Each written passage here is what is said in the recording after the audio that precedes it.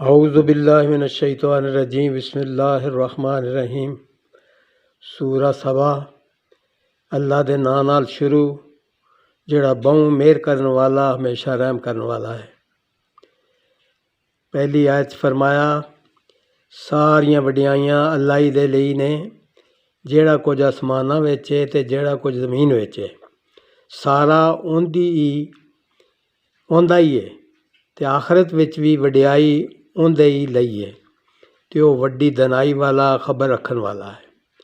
دوجی آیت مبارکہ فرمایا وہ انہاں ساریاں شیواں نوں جاندا ہے جیڑیاں زمین وچ وڑدیاں نے تے جیڑیاں اس وچوں باہر نکلدیاں نے تے جیڑیاں آسمان تو اتردیاں نے تے جیڑیاں اس وچ چڑھدیاں نے تے او بہوں رحم کرن والا بہوں معاف کرن والا ہے۔ تے بے ایمان لوگ آکھدے نے بھئی ساڈے اُتے قیامت نہیں آوے گی، تُسیں آکھدے ہو کیویں نہیں؟ میرے غیب جانن والے پالن والے دی قسم وہ تواڈے اُتے ضرور آوے گی۔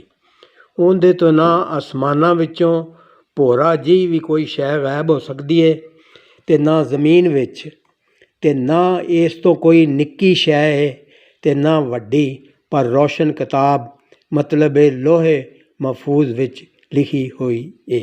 صدق اللہ مولانا العظیم۔